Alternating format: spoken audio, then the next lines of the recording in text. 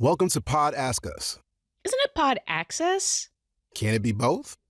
Connecting deaf and disabled podcasters to audiences and each other. Ba-dum, bap, ba-dum. Even though we're wearing these really dark shirts, I think we should be very transparent. I thought we've been doing that. So tell me, what color shirt should I have worn? I'm not talking about your shirt. Yes, your shirt is black and mine is dark gray with a turtleneck, but I'm talking about the other kind of being transparent. We need to be transparent about our take on today's topic, social media. Okay, here's transparent for you. Yuck. Exactly. Oh. There are some people who love social media and are great at using it. Wow. I think it's important for anyone listening, reading, or watching this episode to realize not everyone is all excited about social media. In fact, this episode is probably even more important for anyone who feels similar to you and I. Why don't we start there? What's your beef with social media? It's really time-consuming. So much of it doesn't feel real. I know for me, sometimes it feels like the likes don't equate to people actually consuming the podcast. And it's not just us. Kutsia from Down to the Struts shared her feelings on social. I personally have a lot of discomfort with social media, but I understand that it's a really important way, particularly with the disability community, to communicate.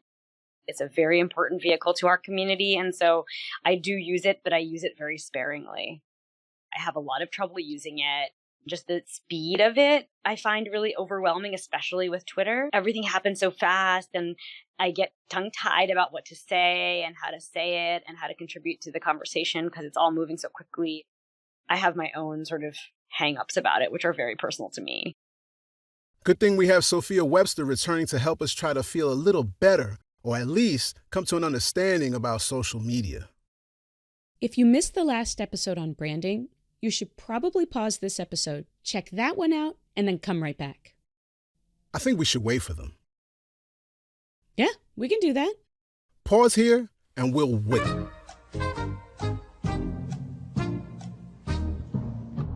Okay, great. Now that you're back, let's return to Sophia. Social media is my favorite topic to talk about. I find branding to be a process that builds upon itself, to be able to give guidance around what to do on social media, for example. You first have to take a step back and answer those fundamental self-interview style questions, because once you have the basis of that, you can start building something called a brand strategy. Some of the questions include, what's the goal of your podcast? What sets you apart from other podcasts?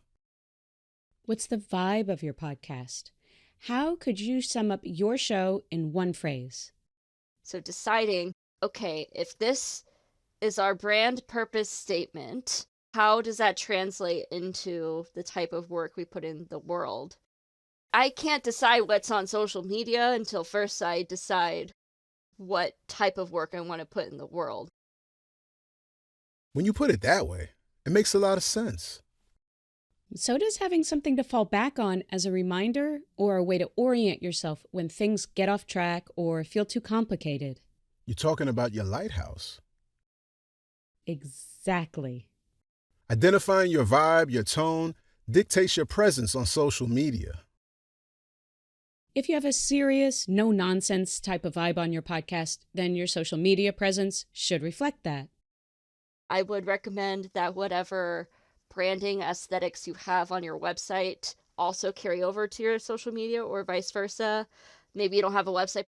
You start with an Instagram and then you're like, okay, I want to expand onto a website. The website and the social media should be consistent. The branding should be consistent across everything you do, including social media.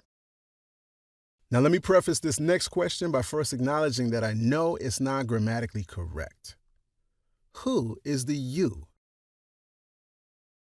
Are you referring to the difference between someone's personal presence on social media versus the podcast having a separate presence or brand? Yeah, exactly. I began promoting my podcast through my personal social media before I created a separate account for the podcast. That could make total sense, especially if your personal vibe matches that of your podcast. Our social media is kind of built off our own individual social media presence. We do use our social media connections because we are plugged into various disability groups, hashtag groups, Facebook groups. We have a history and we have a following and we have a sort of a built-in base of listeners. We're very active on social media. We usually start promoting the new podcast 2 weeks out. Once we record it, then we start promoting it, and then it ramps up. That was Keith Jones from Black Disabled Men Talk. Maya from the Proud Stutter podcast shows there are opportunities to switch social media profiles. I actually converted my personal account to Proud Stutter. I didn't want to lose all the people I already had. And so I created a separate personal private account, and that seems to be working well. I don't really use Instagram except to promote Proud Stutter stuff anyway. No matter what you decide works best for you and your situation, as Sophia tells us, creating a consistent tone is important. I find it a helpful order to do things would be to first establish what your brand strategy is, then create a brand voice guide. Once you've identified the voice, it will be easier to decide what kind of language that you use that is in line with the voice. I was ahead of the game. I immediately knew I was going to use English for my social media. I don't think that's what she meant. Oh, no? I'm pretty sure she's talking about casual versus a more professional vibe. Okay, that makes sense. So if your podcast is tackling serious subjects, you shouldn't be all silly on social. Exactly.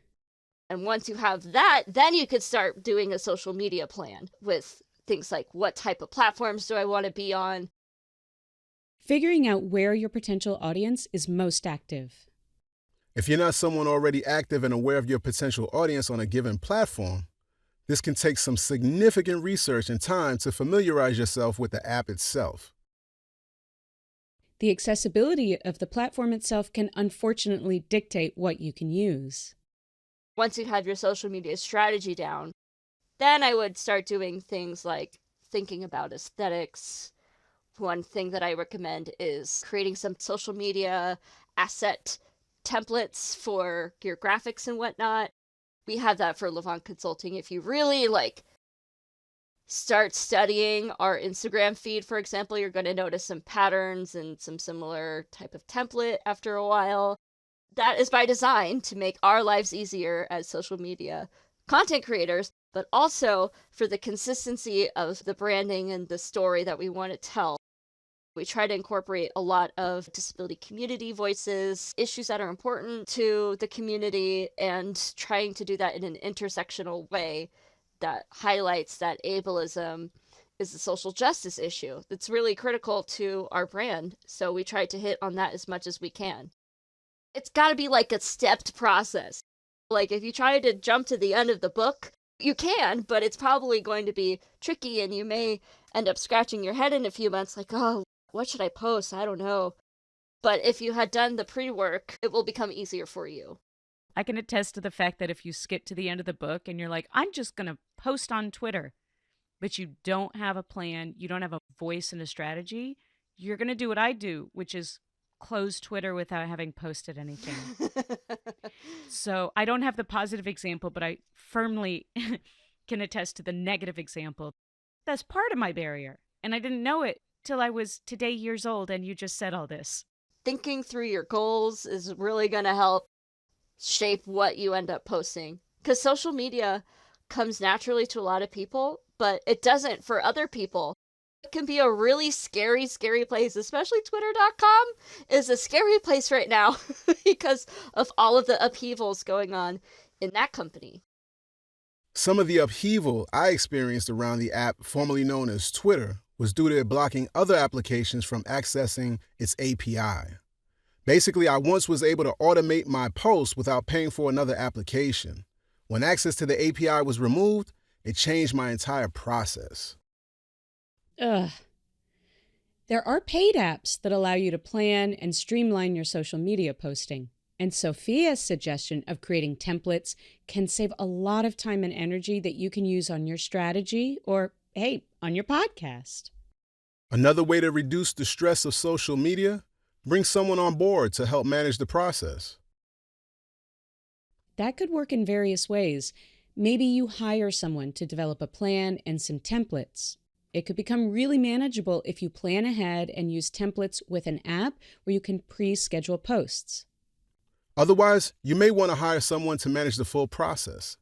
Maybe you can find someone to barter with. You edit their podcast and they post your social media content? Wow, I have to admit this is starting to seem less daunting. I just don't see value in people, quote, liking social media posts if they're not actually consuming the podcast. That is called conversion rate. There are two types of analytics to track. Engagement metrics, which includes things like likes and shares and follows and replies and retweets and all that, which are good, but they don't mean very much on their own if you're trying to have another purpose here, which it sounds like is to get people to listen to the podcast. That is what's called a business metric. Every website has a way to track how much traffic is coming into the website and from where. So if you could track on the back end of your website, where am I getting my traffic from? And it's twitter.com, then that means that something is going well. But if Twitter or your other social platforms aren't even on the top 10, it sounds like they're not clicking through. Some of these social media platforms are, unfortunately, I hate to say it, pay to play type of place. So LinkedIn especially, I notice that a lot. Our content does so much better on LinkedIn when we put money behind it and run some ads. You have a superstar guest. Oprah Winfrey is coming on the pod. Oh my God. And we really, really want people to hear my conversation with Oprah.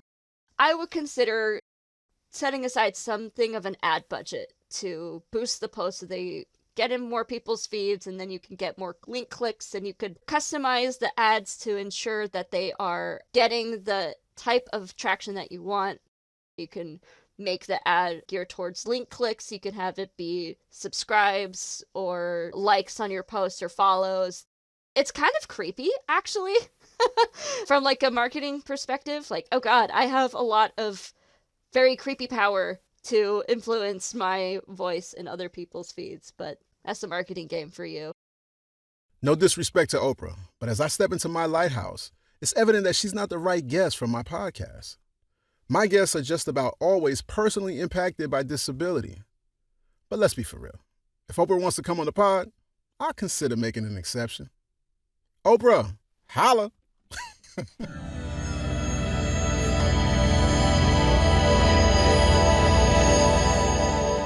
So, how are you feeling about social media now, after Sophia helped shine a light on all that will make it more manageable? I think planning can go a long way. Strategizing, creating templates, and automating where possible, that could be a real game changer. What sort of techniques are you using to make social media work for you and your podcast? Have you found a strategy that works well for you? Let us know. Go to podaccess.net and hit the Contact Us button. And you can upload a voice memo or write a message. And you might just hear it. Read it. Or see it in a future episode of the podcast or on social media. Tell a friend and an enemy to follow or subscribe to Pod Access wherever you get your podcasts, and on Instagram at @ThePodAccess, at ThePodAccess. Podaccess.net.